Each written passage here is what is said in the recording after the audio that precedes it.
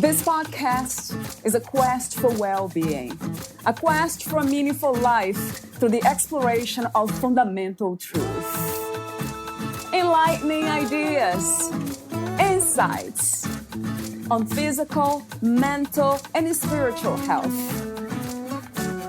The inspiration is love. The aspiration is to awaken new ways of thinking that can lead us to a new way of being well. Welcome to Body, Mind, and Soul Healing Conversations.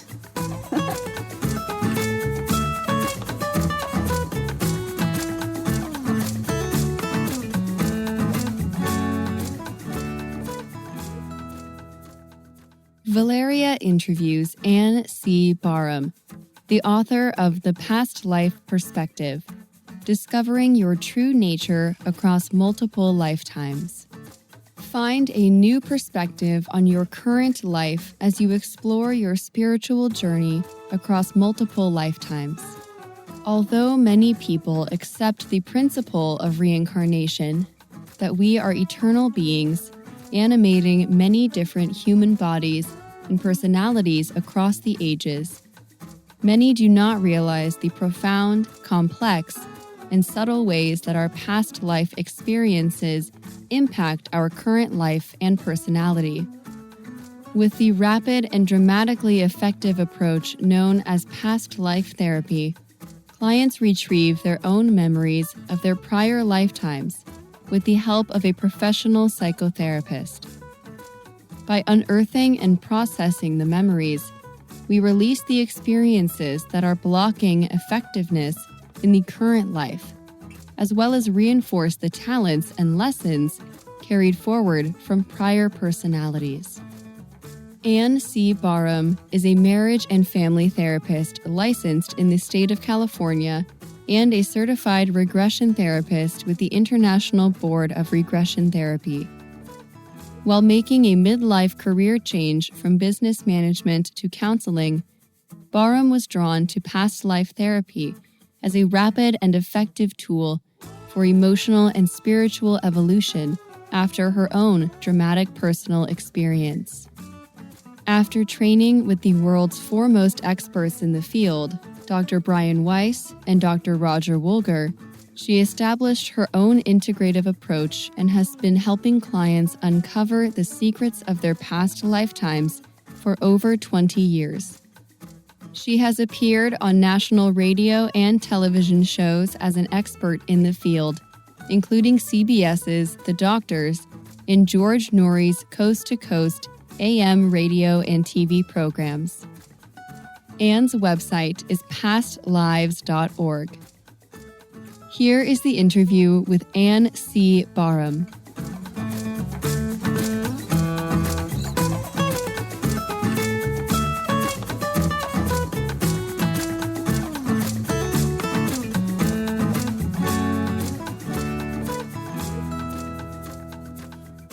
In your own words, who is Ann C Barham? I am a past life regression therapist, which I will explain in a moment. I'm also a licensed marriage and family therapist in the state of California.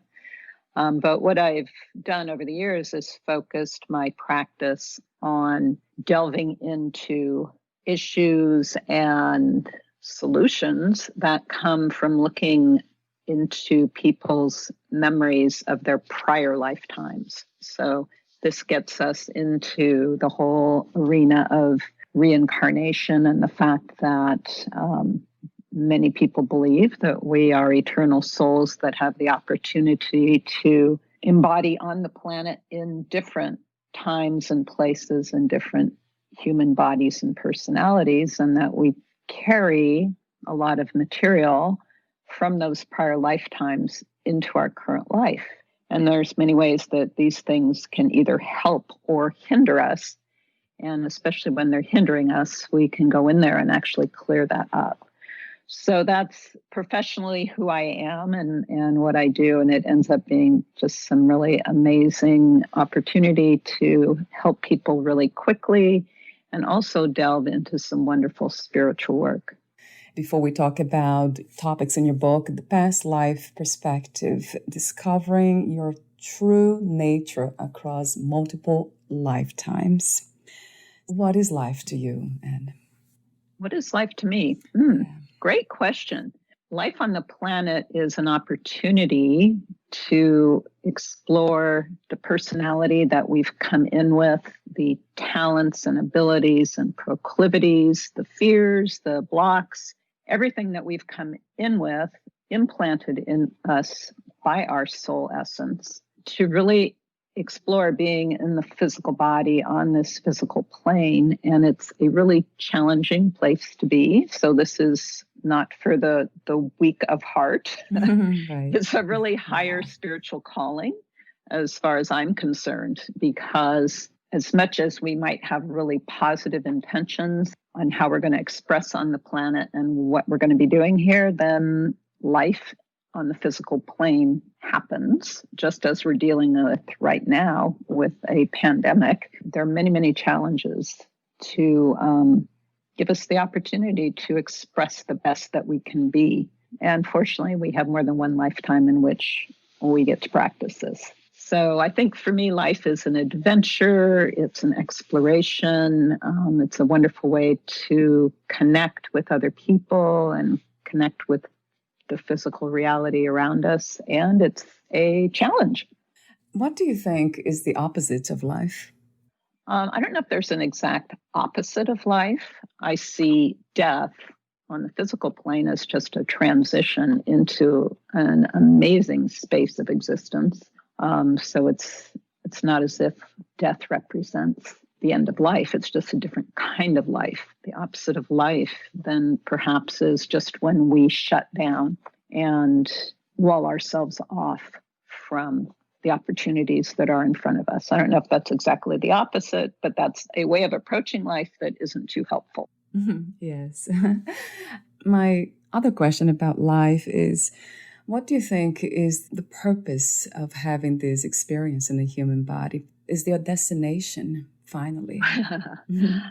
Well, as best as I understand it, on a soul level, souls love experience, they love intensity, and they love to create. So that's part of what we're doing here is creating. And I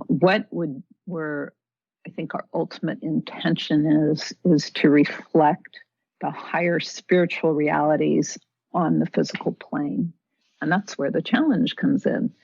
So it's an amazing goal. And I think that's one of the things people are talking about a lot right now with what's happening in the world is this the shift that we've been waiting for, where humanity in general starts to operate on a whole different level than we have in the past. And we get out of our attachment to materialism and to division and start plugging in more into those eternal realities and really living them on the planet. What do you love the most about being a woman? That's a really fun question. One of the things I love most about being a woman is the interplay that I get to have with men. So it's that dichotomy there that creates all sorts of amazing energies.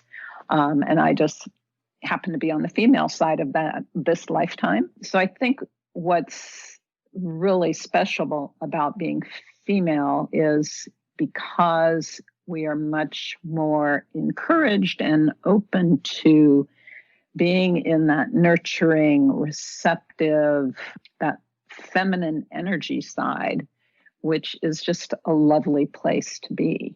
And it's just both are great. And all of us have had the opportunities to be both male and female. Some of us resonate to one gender more than the other. I know that I've actually spent a number of lifetimes as a man and have brought in a fair amount of male energy into my current personality. But so I'm really enjoying also being able to balance that out with a lot of the feminine, receptive, nurturing, softer side of things. And my other question is about the challenges. What is the most challenging aspect about being a woman, in your opinion? I think probably right now, at least in mainstream American society, which is where I live, there's so many expectations and so many different avenues. And it's really hard for women to stay in the feminine as much as they might like, because in addition to being a spouse, a mother, a nurturer, there's also the expectation that you want to excel in your career and make your mark in the world and all that. And sometimes the two of those, it just puts a whole lot on a woman's plate, even more so, I think, than men. So I would say it gives us so many wonderful opportunities and avenues, but at the same time, I think it creates a lot of challenges as far as keeping the balance in your life and not overdoing. I know so many clients that I work with are drained because they're trying to do so much, and they have so many expectations for themselves that they feel that they need to do. I absolutely agree. And that goes back to that balance. Yeah, if we can do that, then or find that balance, maybe not stay there, but learn how to go back to it every time. Right. Yeah, it's the pendulum. It's going to swing to one side, then you find your balance point, and then it swings to the other, and you find your balance point. So it's not a static situation. Right. I don't believe it's always dynamic. Yeah, no. I agree. My next question is about freedom. What is to be free? What is the meaning of freedom to you, Ann? I think for me, freedom represents the ability to fully express who I am, and not be limited by external circumstances around that or by other people, but to be able to explore and express in the ways that feel right to me. At this time, what do you think is the world's greatest need? Yeah, that relates definitely to what I was saying earlier about can we lift ourselves out of the lower vibration energy that we've been in for some centuries and take it up a notch and really understand that almost like humanity is all one organism, and that whatever happens to one of us happens to all of us, and that we can come together. I mean, there's wonderful examples in nature where an entire forest of aspen trees, I think it is, they have discovered has this interconnected root network where every single tree in the forest is connected with all the other trees. And they are essentially one large organism. And if we can understand that in reality, that's how we are as human beings, I think that we can create a whole different experience on the planet. Next one's about love. What is love to you? To me, love is kind of everything. It's what makes all of this worth it in terms of connecting and caring and having that creative energy. Love is sort of all-encompassing, so it's really hard to define. True. So, it's kind of like all the good stuff in the world, that's love. True, so true. Well, that's why I add the extra 2 words, to you. To me. Right. We are so interesting, yeah. So my last question has to do with God. What, where, and who is God to you? You like to really dig into some interesting areas here. God for me is more of, I would call it a divine spark, divine energy that animates all of life, has created all of this and things beyond our wildest imaginings. It's not the kind of fatherly figure that many traditional religions have positioned a God to be. And it is love. It is what underlies everything. And it grants us free will to create what we will choose to create. So even though its intention is only good, it allows humans to sometimes create things that look not so good. all in the process of allowing us to express and create and become hopefully more godlike as we go along. But what is your understanding and idea of inner peace? Well, inner peace has a lot to do with being at home within one's own skin and having a real centered knowledge of who you are and what makes you tick and what's important to you, and being at home with that and knowing that you're doing the actions out in the world that are consistent with your values and who you are. And I think that brings a special kind of peace. Yeah. And just knowing that, again, it's kind of like the pendulum we were talking about with balance. Inner peace is a dynamic, not static condition. It's not something that you achieve and then you have. It's something that you're always working with as life is throwing its interesting challenges your way and opportunities. It might get, your peacefulness might get a little off, and then you have to bring yourself back. And it's a very dynamic part of life. My first question for this second section about your work has to be this one. How did you become a writer?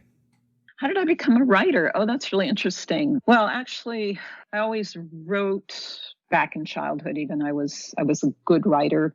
As far as writing this book and having it published, I just kept thinking for many, many years as I was working with clients that I really ought to write a book.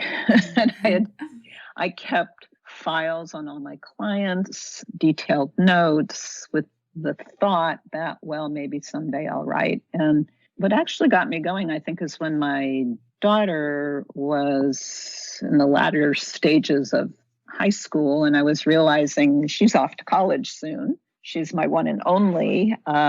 Gosh, I guess I better get a new project going. Right.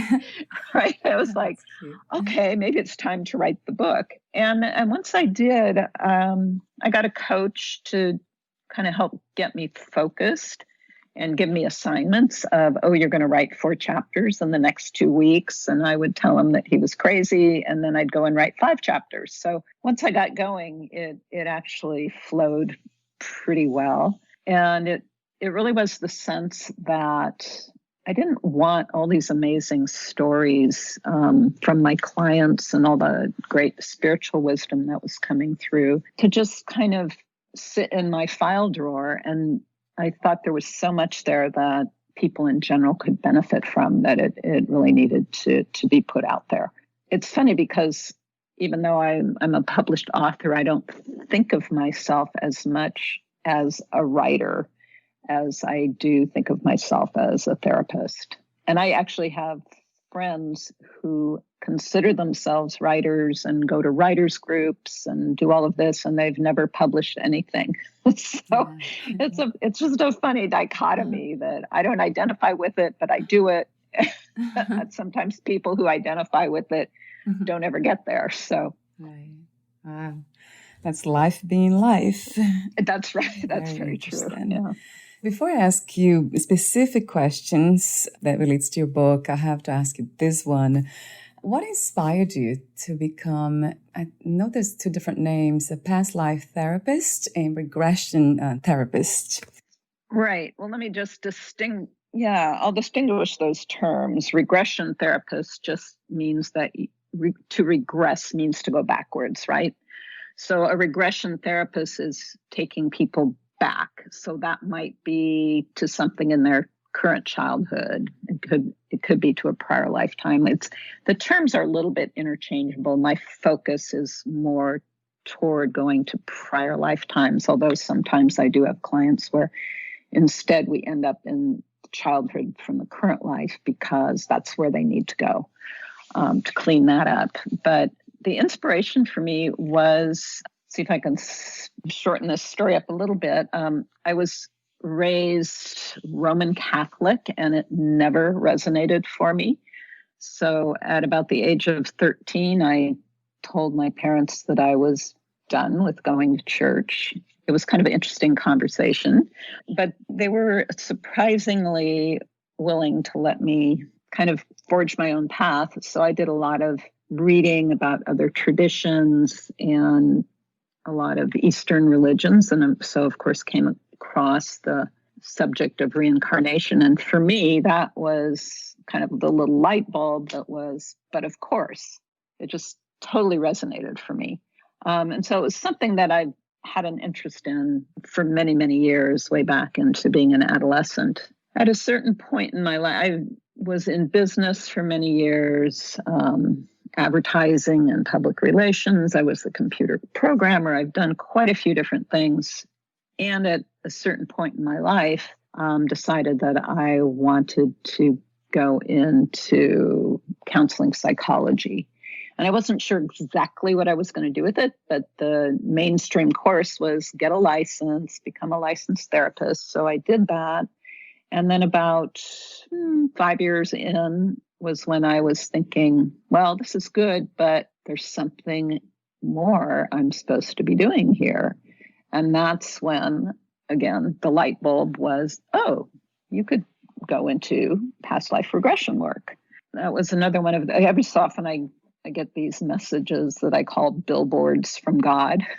It's just kind of this, there it is in front of you, and you can't ignore it.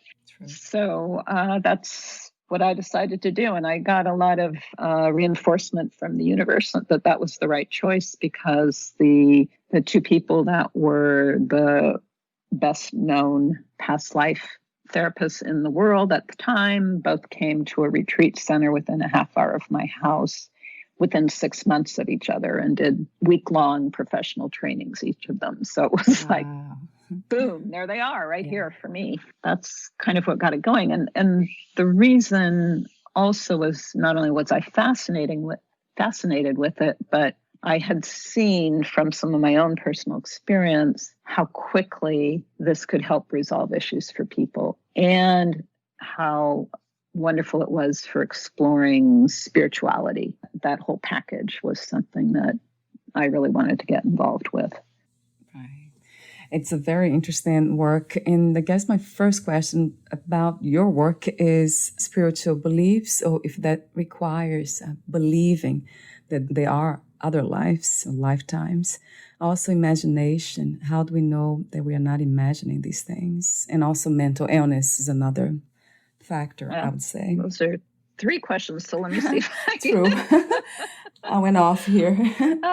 Okay, so interestingly enough, you do not have to believe in reincarnation to have a very successful past life session. Now, if you walk into it thoroughly convinced that it's not possible, you're probably not going to get anything, because mentally you've created the block. But I have many, many people that I've worked with who come in and say, well, I'm not sure what I believe about all this, but I just want to try it out. Or I worked with a number of journalists, especially when I was promoting the book initially back in New York, who took much pride in being very cynical about things. Right. Yeah. So they were almost in a kind of, well, prove it to me attitude. Yeah. And they would have these amazing sessions. It's not required at all. And you can actually look at it as, okay, this is just a very rich metaphor for something that's going on in your life that happens to be very powerful in being able to shift energy,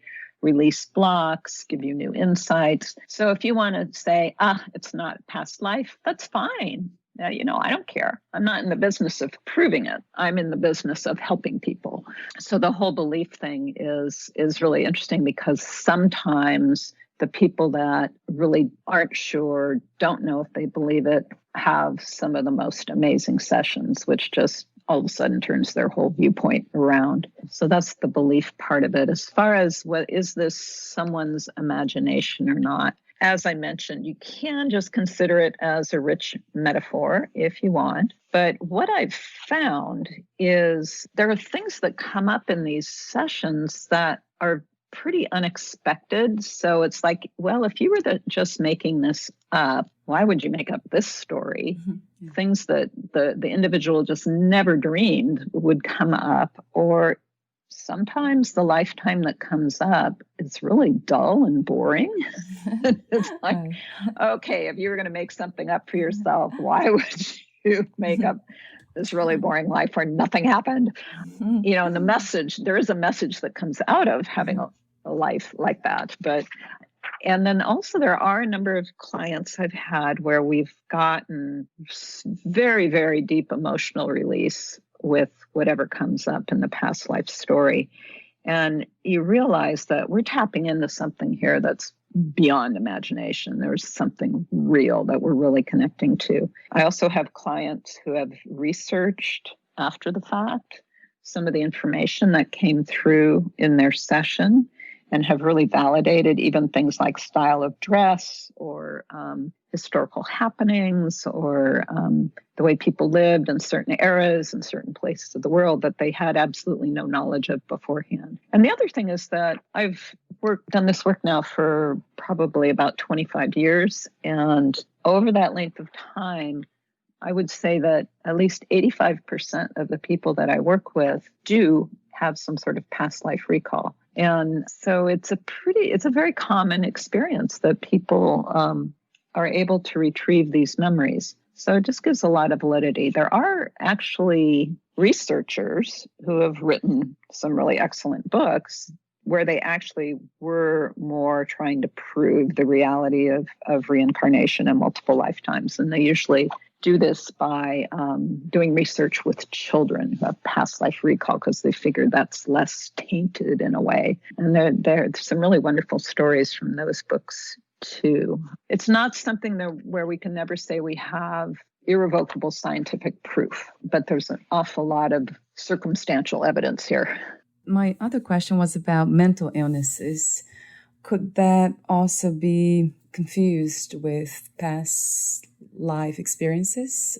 Well, it depends where you are on the range of mental illness. So if you're on the lighter end where you're talking about depression, anxiety, guilt, things like that, very often those are issues that have come through from a prior lifetime, and we have been able to work with that with clients. When you get into, say, a multiple personality disorder, I have not worked with someone with MPD because most of my clients are pretty high functioning people. But there's some thought that it could be that a prior lifetime is bleeding through. And that's where this other personality is coming from. But I don't know if anyone's ever really done substantial research on that. I talked with one person who worked with people who are schizophrenic, who also was wanting to look into the potential that there was something from a past life that was intruding. But again, those populations are difficult to work with because you're usually going to be working with them in more of an inpatient treatment situation, and they're volatile and fragile, and you don't necessarily want to be experimenting on, let's just see if we can take you to a prior lifetime. So there's not a lot of opportunity to work with that and look into that, right? But there's certainly some possibilities there. Why do you think so many of us are afraid of going through these experiences of regression or the past life therapy? Yeah, that's a great question. So each of us come in with whole different packages of things that call to us, things that we're not interested in, personality traits, characteristics, abilities, skills, right? It's like all of this huge menu of what goes into a personality. So some people come in fascinated by the spiritual realm and what is this all about and why are we on this planet and all of that. They're just fascinated by it. Some people come in and could care less. It's just they're interested in achieving in the world and making their mark and that, right? And if you're not interested, fine, you're not interested. It really doesn't matter. Now, if it's that you're interested, but you're afraid, what I've run into with clients is some of it to me is kind of entertaining. So they come in with a couple different fears. And one of them is, of course, always, oh, I'm not going to get anything. So almost every client, when they do it the first time, is afraid they're just not going to get anything. But then there's some people that are afraid they're going to see that they were a really terrible person, which is always a really interesting thing to observe, is like, so you're coming in with self-doubt, with concerns. There's something about you and how you've lived that you've either been taught that you're not doing the right thing or you're not behaving correctly. So it kind of speaks more to how they've been raised, maybe, or the attitudes they've been brought up with. And then there's some people, and this is probably the biggest percentage, that are afraid that they're going to see something difficult or emotionally challenging or scary. And that, I think, also then applies to why a lot of people hesitate to go into conventional counseling as well, because we've not been taught, most of us, how to deal with intense feelings. Mm-hmm. Most of us have been taught how to push it away. We've not been taught to dive deep into it and to experience it and process it and release it, because that's the road to health. But most of our parents, most of our society hasn't learned how to do that. So they don't teach us that. They teach us to buck up, to push it aside, to cope. Cope is like a huge word. So true. So we learn how to cope. We learn how to manage, but we don't learn how to really dive into our feelings and get into the wealth of what's available about who we are and how we experience life with all that. So that's where a lot of fear comes from, because people are afraid that they won't be able to handle it, that somehow the ego is going to break apart, which never happens in past life work. I've yet to see someone fall to pieces. And usually what happens is it's this huge relief when they find out, oh, the reason that I've been fighting with my mother since I was as long as I can remember is because we had this past lifetime together where we were enemies and we were, causing harm to each other. And it's like, oh, I get it. And we don't have to do this anymore. We can let go of that. But it's a natural human reaction to fear something that is unfamiliar. There's a few of us dive into the new. Wow, I've never experienced this before. I'm going for it. But I would say the majority of humanity, we kind of shy away, or we want to kind of dance around it a little bit and check it out before we're going to go in there, because this is new and different and I don't know what to expect. I agree. Yeah. It's fear of the unknown most of the time. So true. Right. How does it work in the therapy?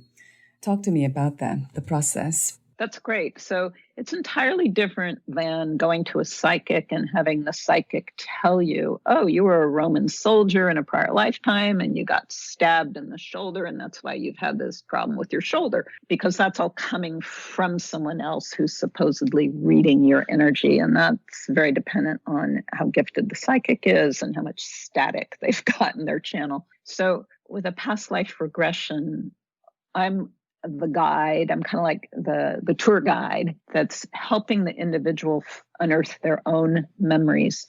So what we do is I typically use a light level of hypnosis, which is really just like meditating, but a little deeper, just a really relaxed space. And then I direct the individual to the origin of whatever the question or issue is that they've brought to me. And surprisingly enough, people just start getting information, which could come up either visually in their mind's eye. The lucky people, it's like they see a movie. They see all the action. They're one of the actors. They're able to hear and feel and sense and all that. And a story starts to unfold. Other people, if they don't get the visual, it's really more an intuitive knowing. So it might be they don't really see it in their mind's eye, but they all of a sudden know, oh my gosh, I'm a pirate and I'm on this sailing ship and we've got a hold full of gold and this huge storm is coming and we don't know how to swim, because a lot of people didn't know how to swim back then. And we're going to go down and we're going to lose all our gold and we're going to die. And they don't know where that came from. It just, boom, popped into their head. It's just as valid to get the information that way. It's just a little more fun if you get all the pictures, but everybody processes differently. And so what I do is I'm asking questions, guiding the person perhaps to their home so we can see what kind of home life they have, who the key people are in their family. We see if we can identify them as anyone they've known in their current life, because we do usually travel with groups of people that we're closely connected with. We go to the key events where important things happened, or perhaps where feelings or energy got stuck because it wasn't able to be expressed and processed. And we go all the way through to their death. And so then the client experiences going through the death of the body and realizing that their awareness continues. And typically they then go to this place of amazing love and comfort and light. And then we do a bunch of processing there and access some higher wisdom and guidance for them and wrap it all up. So, and then we're really looking at, and so how does this apply to your current life? What is it that you've brought through? And what were the lessons that there were in that prior lifetime? And so we do quite a bit of processing in that after the death part. And yeah, it typically takes a couple hours, which very often the client will say to me, well, I wasn't hypnotized. And I go, okay. And how long do you think that took? Mm-hmm. And they'll say, oh, that was about 20 minutes. Mm-hmm. And I'll say, no, actually, that was an hour and 40 minutes. Mm-hmm. So it's really very cute. So it just speaks to the fact that they're not in a state where they feel like they're so spaced out that they label it, I was hypnotized. But clearly they were in some kind of altered state and we were accessing things from their unconscious mind, or they wouldn't have lost that much track of time. Does it happen when a person accesses more than one lifetime in one session? Or why do they go for that specific lifetime? I'm just wondering, because there are so many. Right. So typically people will come in with a problem or a question that they want to look into. And so I will direct them to the origin. So even though this particular pattern maybe has been through multiple lifetimes, what I'm asking for is I want to go back to where it started, because if we can work through that usually releases most of everything else. So that's why we'll go to a particular lifetime. Occasionally people will in session will do more than one lifetime for a couple different reasons. One is the first lifetime that we go to, they died as a child of the plague or something like that. And so there's a lot more time available to explore. Or we're chaining from lifetime to lifetime because what's important is to see how the issue kept manifesting in different lifetimes. It's not as important to have all the details on one life. And I have completely learned to trust that the client's higher self knows exactly where they need to go. So sometimes we'll go to something different than the question they asked for. And inevitably, the client will say afterwards, oh my gosh, that was so important. I didn't even think to ask about it, but I am so glad that that's what came up. So I've just learned that they're going to go exactly where they need to go. On very rare occasions, it will be to something in their current life. So we will, I had a client once that asked about the source of her claustrophobia that she had had for many, many years. And instead of going to a prior lifetime, we went to a memory of her brother when she was a small child trying to smother her with a pillow. And that was something she had no conscious memory of. But that ended up being, well, that's really the source of the claustrophobia, understandably. But it was something that she had no awareness of. So occasionally we'll run into something like that where it'll end up being a current life issue that needs to be resolved. But vast majority of the time will end up in some prior life memories. With your experience, does it take away the fear of death? Most of us are afraid of dying. Yes. Yeah, so you're not afraid. Yes, that's a great point. It really makes a huge difference. Most clients will tell me afterwards that they've really lost their fear of death. Now, that doesn't mean that we're still not afraid of pain and suffering in death, but the idea of ending this life and transitioning to a different level of existence that, I mean, I personally, it might sound weird, but I look forward to it because I know that I'm going somewhere that's just absolutely amazing and incredible. Doesn't mean I want to stop experiencing my current personality and getting all I can get out of it, but it's like I'm not worried about, oh my gosh, my life will end and then there's nothing. Instead, it's like, wow, when I'm done with this body and personality, I get to go to that incredible place and have more experiences on a different level, and then get to come back again if my soul so chooses. So it really puts a whole different understanding of death, which also then relates to death of a loved one. In that I've had many people come in wanting to reconnect with a loved one who's recently passed. And we want to go to a lifetime, another lifetime where they've been together before. And that can be so helpful and so comforting because you see the connections that you have that continue across lifetimes. And you realize we've been together before, we were together now, we'll be together again, we're still connected. And it can just put a whole nother level of understanding to the whole thing. Yeah, it's wonderful. I love that. The sense of peace with it all. What's happening here. Absolutely. I love that you have a summary sheet also you offer at the end of each session. That's like so detailed. And I love that the way you have described in your book. It's so clear for the person to see what to do and all that. That's great. Yeah, and which I think is always helpful. I like summaries.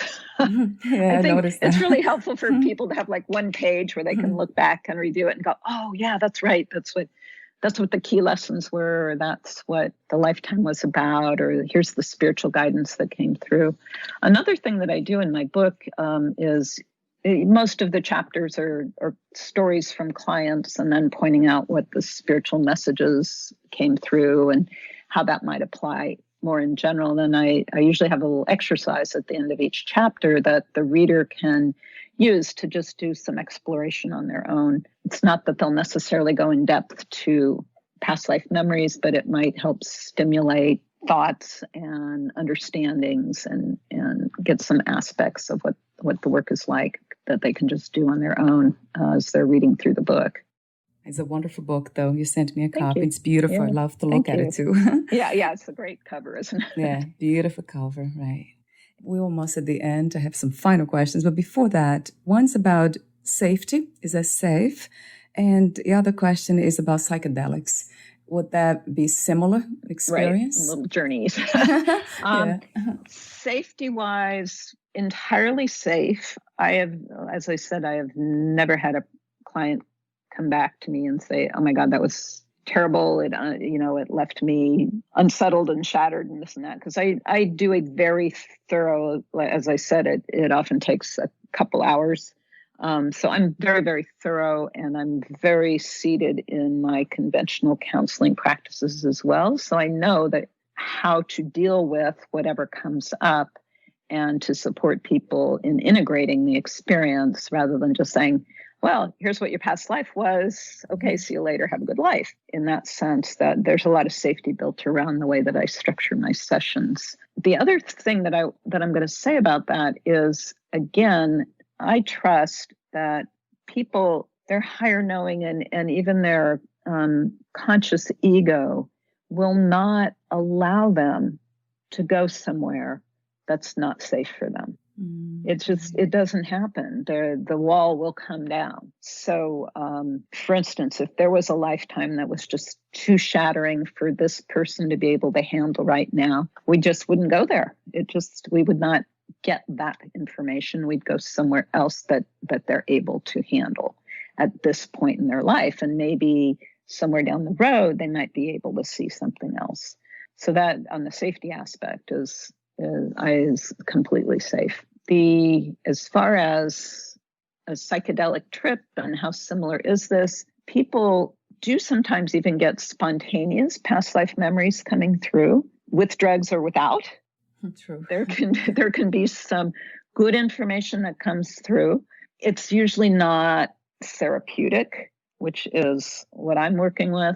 So what I do is I go into a lot of detail with the client around that lifetime, because I'm looking for, where are the places that energy got stuck? What were the key events that maybe are still impacting you now? What's the leftovers? What are the things that we need to clean up? So there's a lot of maneuvering around looking for that kind of material. And when you're just having a spontaneous memory or on a drug trip or something, you might get images, you might get certain understandings, but you're not going to have this thorough exploration guided by a therapist that knows how to move around and all this kind of stuff. So it's just a very different experience, but it doesn't mean you can't get some past life information on your own. I have a few questions for you still, but before that, would you like to add anything or read a passage in your book?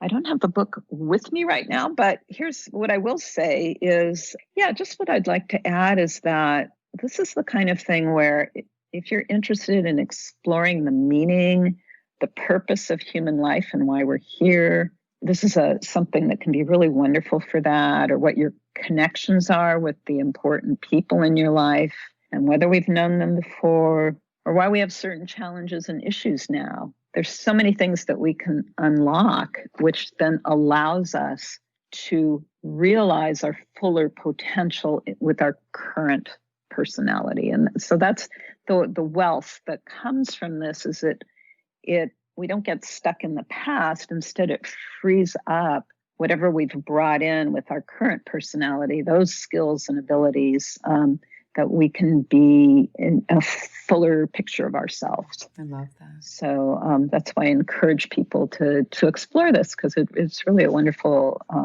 way of being your bigger self. Yeah, it's a wonderful opportunity for sure. And you made me think about it. That'd be interesting. Okay, we'll talk about it. What is another word for healing? Wholeness. If you knew you would die soon, meaning losing the body, would you make any change in your life or do anything differently? I would somehow figure out immediately how to get to New York and spend what I had left with my daughter. That's what I would do differently. Yeah.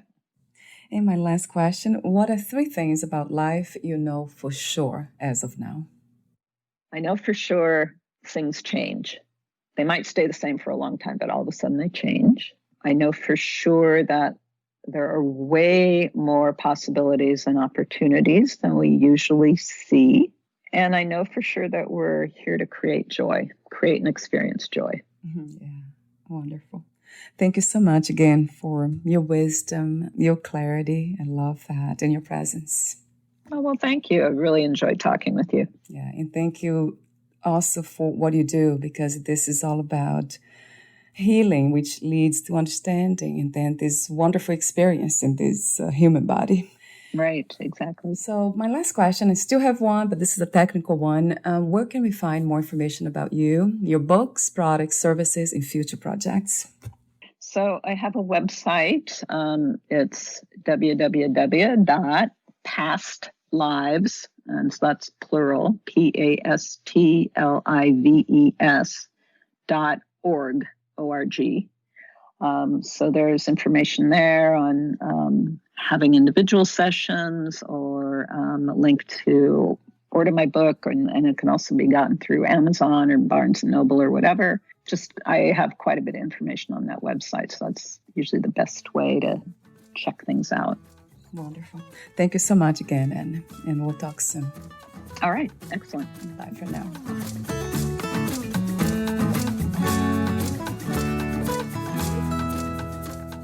Thank you for listening. To learn more about Ann C Barham and her work, please visit pastlives.org.